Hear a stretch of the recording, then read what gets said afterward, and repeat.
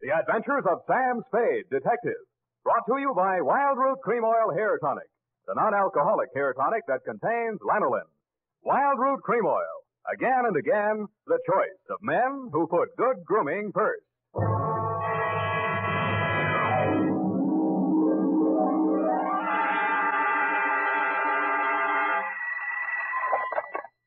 Office of Samuel Spade, Private Investigations. Good morning. Evening. Effie? Miss Perrine is on a vacation. Perhaps I may be of assistance, no doubt. I don't know. To whom am I speaking to? I am sorry. I cannot divulge that information to an entire stranger. May I take a message? Look, Miss Whoever you are, I don't want to discommode you, but I am sorry, but I will have to ask you in no certain terms to resist from this line you are handing me. I am not the type secretary. Forget it. I'll just call Miss Perrine long distance and dictate my report over the phone. Oh, my servant daughter. However it doubts of me, Mr. Spade. Oh, I'm Bernadine, Effie's relief. I mean yours. I could use some. Oh, shall I send out for some medicine? Yeah. The phone number's on the wall behind the water cooler. Tell them the 100 proof bonded and hang the expense. I'll be right down to dictate my report on the bail bond caper.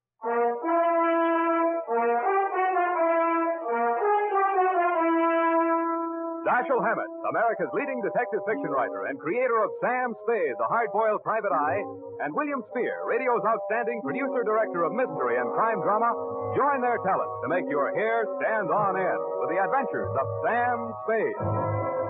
Presented by the makers of Wild Root Cream Oil for the hair. Only 3 days left, gals, and June, the month of weddings, will be over. But don't worry, there are still 187 days left in leap year. Still time to snag the man of your dreams. You know, the one who uses Wild Root Cream Oil on his hair.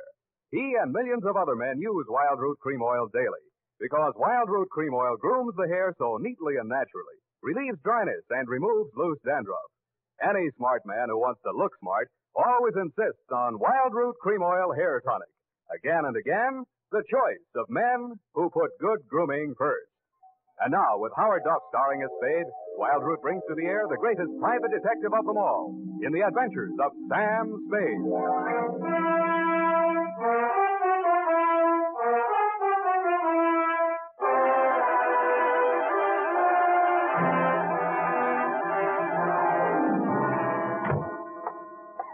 Mr. Spade. You are Mr. Spade. You just gotta be. Yes, but why? It was fate. I knew it was going to be like this. I have my qualms, too, Bernadine. Oh, that's good. I sent the other back. The other what? I called that number, but it was euphonious. They said whiskey. Is something the matter? No, nothing at all. I'm perfectly calm. Well, I'm glad. My previous employer was very nervous, which is why I just happened to be tentatively at large when Effie reproached me about being a relief to her. Figures. Bernadine, now I'm not being fresh. Honestly, I'm not. But do you take shorthand? Yeah, but I don't speak it. What is that you speak? Don't answer. Ready? Rodney. I mean Roger. Date. I'll have to ask my mother. Down, Bernadine.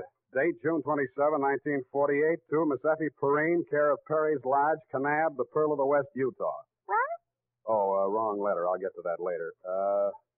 Date, June 27, 1948. To Leo M. Scarlett, care of Leaf Branch, Root, Knox and Wood, attorneys at law, 333 Pine Street, San Francisco, from Samuel Spade, license number 17596. Subject, the bail bond caper. Dear Leo, I'm sorry things turned out the way they did, Leo, and I'd like you to know how I got into it. It wasn't for the reward. I don't take rewards. I'm not in love with your wife, no matter what she says, and I wasn't sore at you about anything.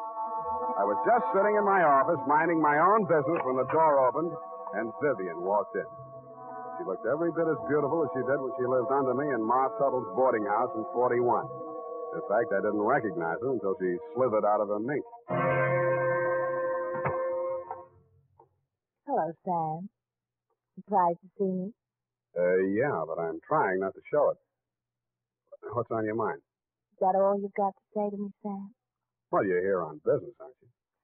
All right, I don't blame you. It all happened pretty sudden, Leo and me. I should have written or phoned you, I suppose, but somehow... Forget it, Vivian.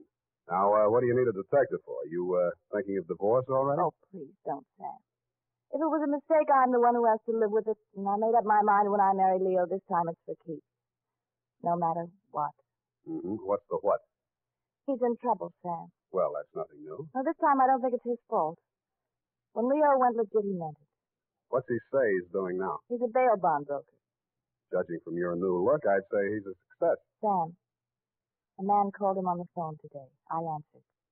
He said his name was Holiday, but I recognized his voice. It was an old friend of Leo's, Charlie Rosen's boy. Charlie, huh? When did he get out? A couple weeks back. He was paroled. I don't know what he said over the phone, but Leo looked scared and sick. I don't wonder. The word around town was that Charlie took the rap for Leo. And I don't know anything about that. All I know is Leo's on the level now, and Charlie never will be. He did plenty on his own during that time he served. Well, I won't argue that, but from where I sit, it looks like Leo better start wearing a gun again. He has. That's what I'm so frantic about, Sam. Did you hear any of the conversation from Leo's end? He didn't say much. But I did hear him say, all right, 10 tonight. I'll meet you there. That wasn't very smart of him. I know, but that's the way he is. It might be only for a payoff. I thought of that, too. But Leo hasn't got that kind of money. He's been dropping a lot at the racetracks lately. And even if he had it, he's not the type to pay blackmail. I don't like it. Why should I stick my neck out?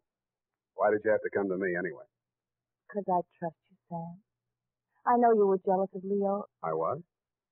Sam, if we ever meant anything, if you meant half the things you said to me when we... Stop it. That's blackmail. Oh, I feel so lost and alone. I don't know where to turn. Okay. I'll see what I can do. Oh, Sam, I'll make it up to you somehow. You see if I don't. Sure you will. And tell Leo to stop dropping his money at San Ferran. This is going to cost them plenty.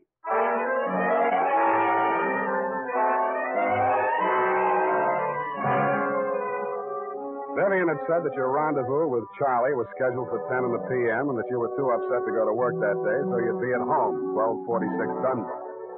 I took a plan in your apartment building from a sleepy lagoon-type cocktail bar across the street called, you guessed it, the Sweet Leilani.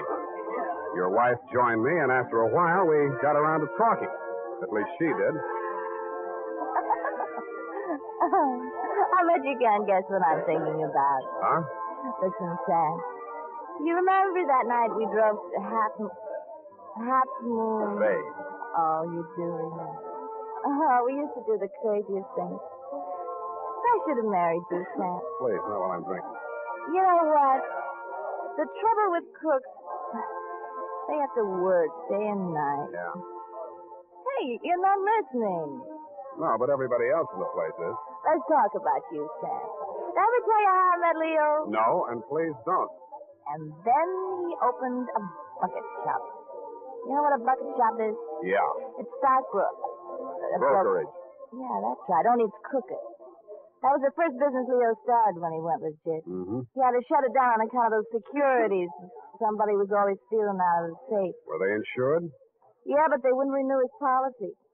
So after the second nightclub burned down and he couldn't get any insurance at all, even on his own life. That's why I'm so frantic, Sam. Hey, give me a nickel. I want to play Sweet Leilani.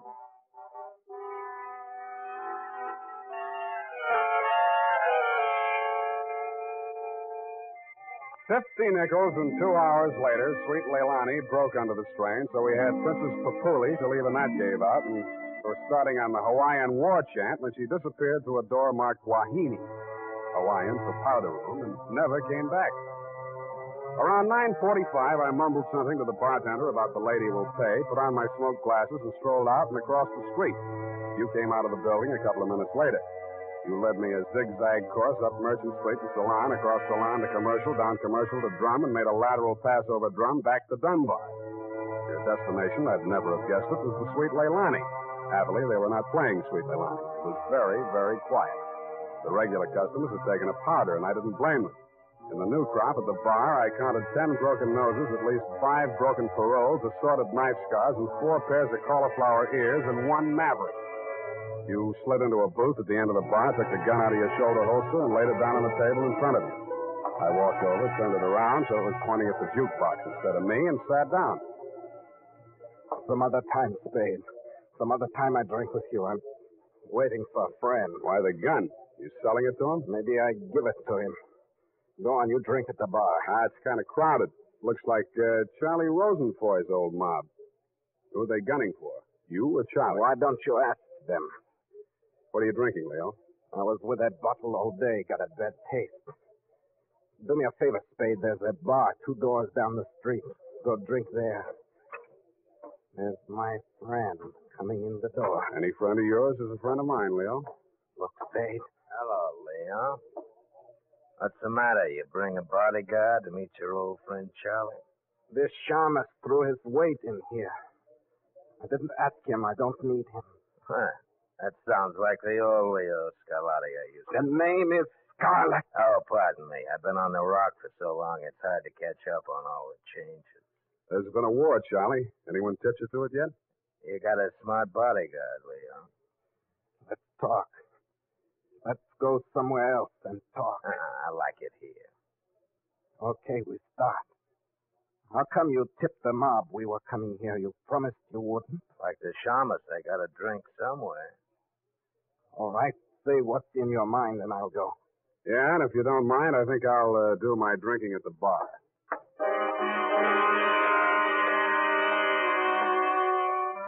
Both of your guns were on the table. It didn't look as though you were going to use them on one another, and I figured that neither of you was going to do much talking in front of me anyway, so I strolled back to the end of the bar to look at the television. The 10 o'clock news roundup was on, and the ticker tape that was moving across the screen said ... in Atlantic City today, period. I ordered a highball, and then the ticker tape started again. This time it said San Francisco, $1 million bail bond robbery. $1 million in negotiable bonds is tonight in the hands of a group of daring hold-up men who commandeered an armored truck at the very portals of the police department in the Hall of Justice. And it said this concludes the 10 o'clock edition of the television news roundup. I had a slight hunch that if the television boys had had their cameras on the big bail bond robbery, that at least some of the characters would have been played by at least some of the bad actors that were foregathered in the Sweet Leilani. In fact, what you and Charlie were saying and doing when I walked back to your booth was almost too much to the point. You let me see the bulky portfolio Charlie shoved across the table at you. It looked like a carrying case for bonds, bank messenger type. But it was sealed with wax blobs bearing the imprint of the Great Seal of the state of California. I was impressed. Where'd you get this? You can read about it in the papers, and if I was you, I'd get this out of sight before them papers hit the street. One thing more. Don't try to clip none of them coupons. And one thing more in addition. Don't open it at all. Sure. Spade? Yeah, Leon? I think I hire you after all.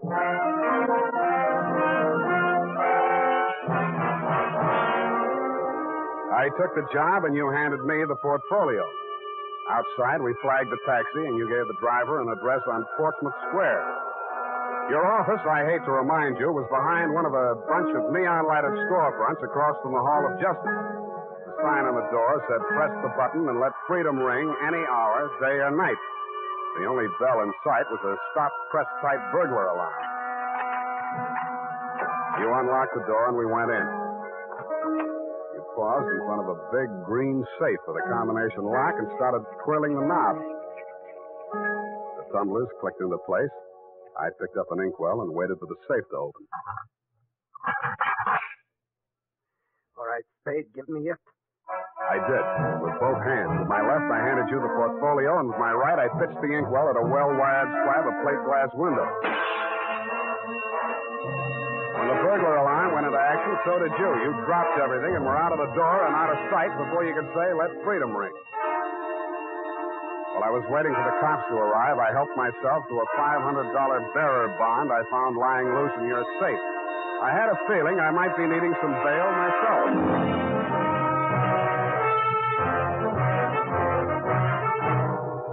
The makers of Wild Root Cream Oil are presenting the weekly Sunday adventure of Dashiell Hammett's famous private detective, Sam Spade.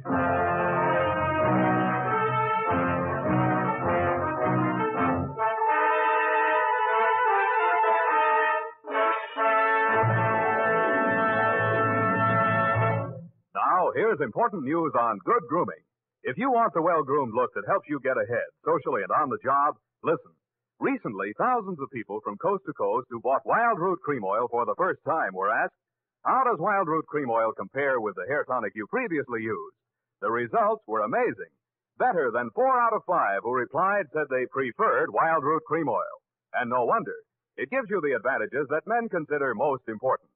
Wild Root Cream Oil grooms your hair neatly and naturally, relieves annoying dryness, and removes loose dandruff. What's more, non-alcoholic Wild Root Cream Oil is the only leading hair tonic that contains soothing lanolin, that's like the oil of your skin. So ask for Wild Root Cream Oil Hair Tonic. Again and again, the choice of men who put good grooming first. By the way, smart girls use Wild Root Cream Oil too, and mothers say it's grand for training children's hair.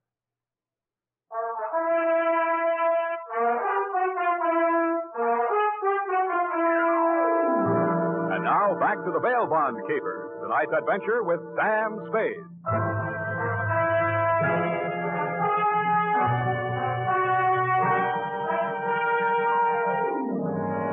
I had hoped, Leo, when I made my spectacular move in your bail bond office and set the bells to ringing, that I'd get the caper off my neck and onto the capable shoulders of the police, where it now belonged. Then I told myself I could go home and get some sleep. I had never been that fond of Vivian anyway. I was holding the $1 million portfolio, complete with its big official seal still unbroken, ready to hand it over with a flourish to the first boy in blue that rushed in. But then I saw something that dashed my hopes. There was a strip of Scotch tape across the bottom of it. It wasn't up to me to tamper with important evidence, but I didn't have to. It was only a question of what magazine had been cut up to replace the $1 million in bearer bonds. That question was answered at headquarters 20 minutes later. It turned out to be the last 52 issues of Radio Life, which even Captain Walsh of the robbery detail admitted was no help. Neither was Captain Walsh. Now, Spade, in your statement here, you state, Sweet Leilani, and that Rosenfoy did hand portfolio exhibit in question to Leo M. Scarlett, alias Scarlatti, at approximately 10:20 p.m. this day. That's it, Captain. Now, you sure you want to stick with this? You don't want to change any part of the statement? No, I just want to go home and go to bed. I'm afraid you're going to stay with us for a while. Who, me? Statement of Jordan Joyce, M.D. Statements of Hilda Sackwriter, R.N. and Mildred DeVilbiss, R.N. Day and night nurses, respectfully. Who's sick? Rosenfoy. He's been quarantined in his home in Daly City since his release from Alcatraz 4 days ago. Chicken pox. Sorry, Sam, I'll have to book you.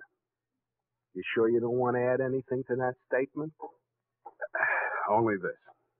Kelsey Walsh, if you continue to do such brilliant police work, you will be waving a stop sign at a school crossing in time for the fall semester. You are a hangnail on the finger of justice.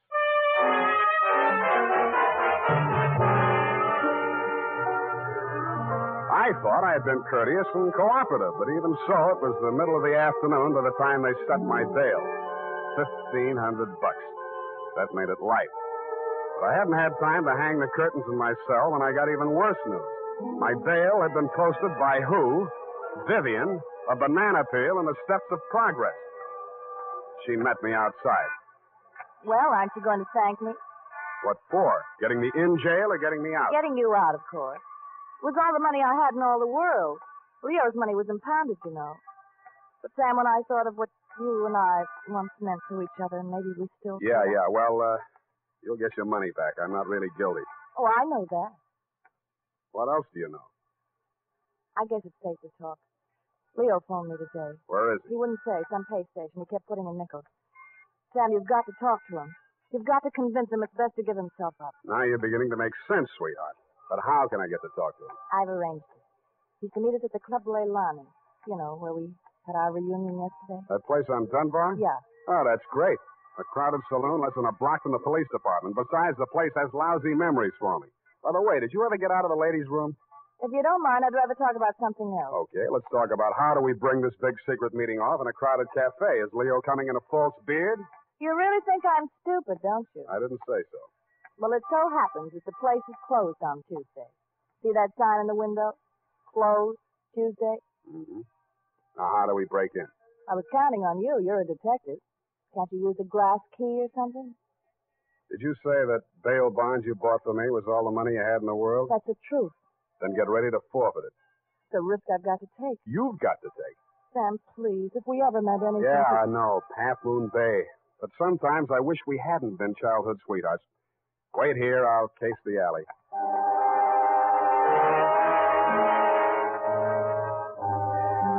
The alley wasn't much better. There were 2 windows, washroom type, all glass brick except for 2 small ventilators big enough to put your hand through. The only hope was the kitchen skylight. I didn't have any trouble getting up to it, but once I was there, things didn't look so good. The view from the roof was a garage door with 2 green lights flanking it. Then it struck me where I was and why I was there. The Club Leilani backed directly on the Hall of Justice where the big bail bond robbery had taken place at 5 p.m. the night before. Without further ado, I put my foot through a pane of the skylight, reached in, unlatched it, and dropped. Hurry up. Come here, Sam. Up at the front of the building, I could hear Vivian clamoring for admittance. I decided to let her clamor for another minute or two. It isn't a thing I often do, but I walked resolutely into the ladies' powder room. It was very well equipped. It had furniture, a telephone, and more clues than I needed. The magazines were there, the razor blades were there, the Scotch tape was there. There was even a scraping of red sealing wax on the steel frame of the window slot. But best of all was what I found in the paper towel dispenser.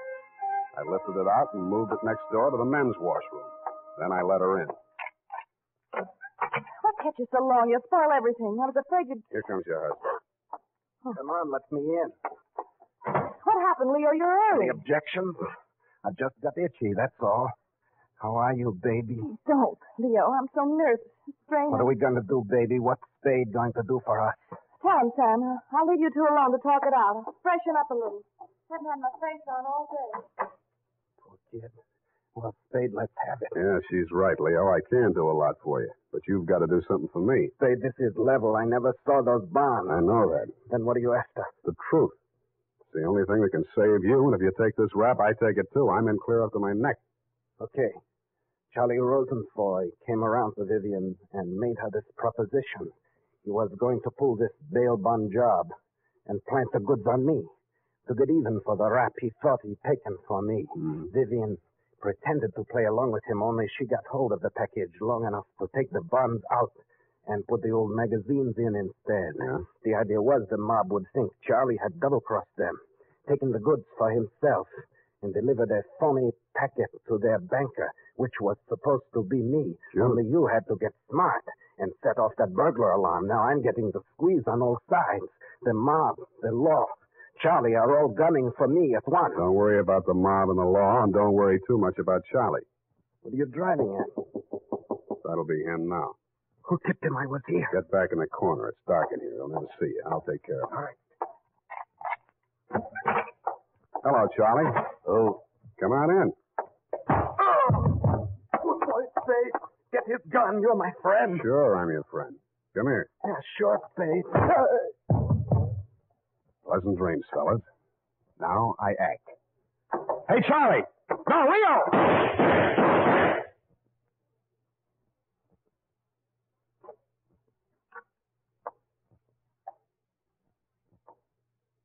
Vivian?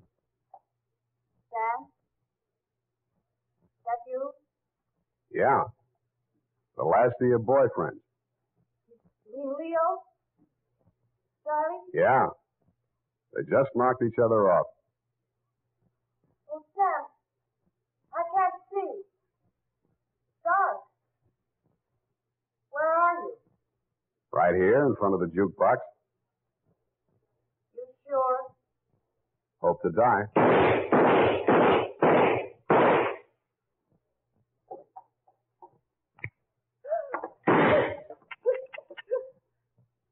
Drop it, Vivian. It's empty. Sam, Vivian, how could you? After Half Moon Day.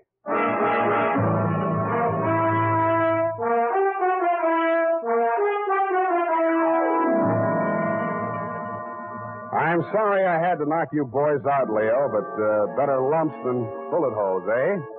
After she started wrapping up the caper, it wasn't too hard to figure what she was up to, providing you could keep her smoke out of your eyes. She told Charlie how to operate on you and told you how to operate on Charlie. $1 million for her and 2 dead gangsters lying on the floor of an empty joint where they'd shot it out. The secret of the missing bonds would have to be written off by the police as having died with either one of whichever of you ever had them. Period. End of something. Pardon me, Mr. Spade. I know you're tired, and if you're too brushed, please feel free to allude the whole matter. But... Yes, okay, let's do that. Thank you. Effie said that you were always glad to qualify any little points that she didn't understand. She said that, did she? Yeah. But she also said that quite accidentally that you sometimes leave things out that should be left in. Bernadine, times are very bad. They're cutting salaries everywhere. But where were they during the whole nefariousness affair, if you'll pardon the expression? The bonds? In the paper towel dispenser, didn't I say so?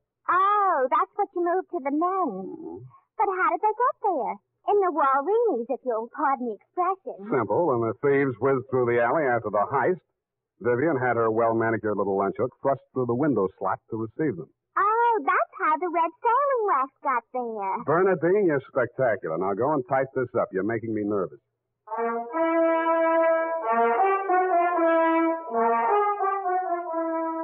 You know what they say about people who like mysteries?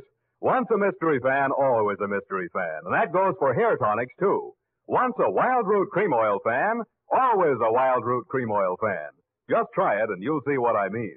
Wild Root Cream Oil grooms the hair neatly and naturally, relieves annoying dryness, and removes loose, ugly dandruff. So tonight, or first thing tomorrow, step up to your drug or toilet goods counter and ask for Wild Root Cream Oil. Get the big economy bottle and the handy new tube that's easy to pack when you travel. Also, ask your barber for a professional application of Wild Root Cream Oil Hair Tonic. Again and again, the choice of men who put good grooming first. Well, here it is, Mr. Spade. I hope it's not too erroneous. Oh, I'm sure it's quite offensive. Don't you mean inoffensive, Mr. Spade? Have it your way. I don't want to sound imprudent, Mr. Spade, but I must say that your conduct through the whole thing was very brave and outrageous. Don't you mean courageous? Now I've got you doing it. You're going to be just like Mr. Cummel. Your previous employer, no doubt. Yeah, poor man. You know, he finally became completely erasable. They had to take him away. What were his symptoms? Well, when he ordered the puppy biscuits, I thought he was just being concentric. But after a while, he wouldn't answer to anything but Rover. I had to sprinkle his flea powder in the morning, you know? And then he had his little tricks. He always wanted to show off, you know, sitting up and rolling over. He could shake hands, too. What's so great about that? Any dog can shake hands. Yeah, but can you scratch your ear with your foot? If I set my mind to it. Now go home, Bernadine, or I'll report you to the SPCA. You can't frighten me. Effie told me that your bark is worse than your bite. Good night, Miss Spade. Effie, in far-off Kanab, come home, sweetheart.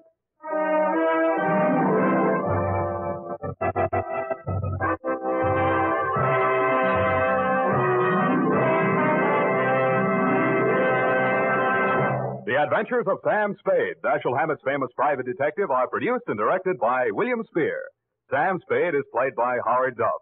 The Adventures of Sam Spade are written for radio by Bob Tolman and Gil Dowd, with musical direction by Lud Gluskin. Gil Dowd directed tonight's broadcast in William Spear's absence. Join us again next Sunday for another adventure with Sam Spade, brought to you by Wild Root Cream Oil. Again and again, the choice of men who put good grooming first. This is Dick Joy reminding you to get Wild Root Cream Oil, Charlie. It keeps your hair in trim. You see, it's non-alcoholic, Charlie. It's made with soothing lanolin. You better get Wild Root Cream Oil, Charlie. Start using it today. You'll find that you will have a tough time, Charlie. Keeping all the gals away. Hiya, Baldy. Get Wild Root right away. This is CBS, the Columbia Broadcasting System.